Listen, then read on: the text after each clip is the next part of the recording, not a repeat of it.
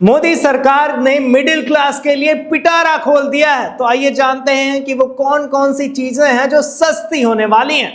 बात करते हैं मोदी सरकार के 2025-26 के बजट के बारे में और हम देखेंगे कि ये बजट कैसे मिडिल क्लास के लिए एक बड़ी राहत लेकर आया है।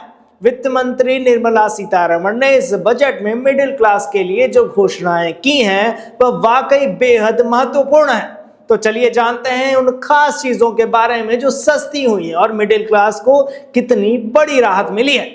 मोदी सरकार के 3.0 के तहत वित्त मंत्री निर्मला सीतारमण ने जो बजट पेश किया उसमें मिडिल क्लास को प्राथमिकता दी गई है। इस बार के बजट में सबसे बड़ी घोषणा ये थी कि 12 लाख रुपए तक की टैक्सेबल इनकम पर कोई टैक्स नहीं लगेगा। इसका मतलब यह है कि मिडिल क्लास को अपने इनकम पर अब टैक्स नहीं देना होगा और ये एक बहुत बड़ी राहत है।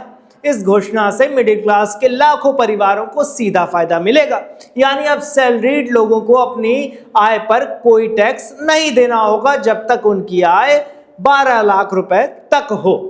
मिडिल क्लास के लिए यह बहुत बड़ी बात है क्योंकि महंगाई और बढ़ते खर्चों के बीच उनकी डिस्पोजेबल इनकम में गिरावट आ रही थी। अब इस नई घोषणा से उनके हाथ में अधिक पैसा होगा जिससे वो अपनी जरूरतों को बेहतर तरीके से पूरा कर पाएंगे। इसके साथ ही उनकी खरीदारी की क्षमता भी बढ़ेगी जो भारतीय अर्थव्यवस्था को मजबूत करने में मदद करेगा। इस बजट में कुछ और खास घोषणाएं भी हैं जो मिडिल क्लास और आम जनता के लिए लाभकारी हैं, जैसे कि एलईडी और एलसीडी के दाम घटेंगे, ईवी यानी इलेक्ट्रिकल व्हीकल और मोबाइल बैटरियों के भी दाम में कमी आएगी और कैंसर जैसी महंगी दवाइयां अब सस्ती होंगी। इन बदलावों से न सिर्फ मिडिल क्लास को राहत मिलेगी बल्कि आम आदमी के जीवन में भी सुधार आएगा।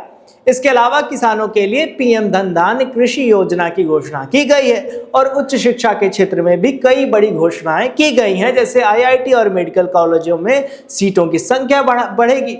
ये सभी कदम भारतीय समाज के विभिन्न वर्गों के लिए बेहद लाभकारी है। तो दोस्तों, इस बजट ने मिडिल क्लास के लिए जो राहत दी है वो सचमुच काबिले तारीफ है। खैर, आपको ये बजट कैसा लगा हमें कमेंट में जरूर बताइएगा। तब तक देखते रहिए राजस्थान वन।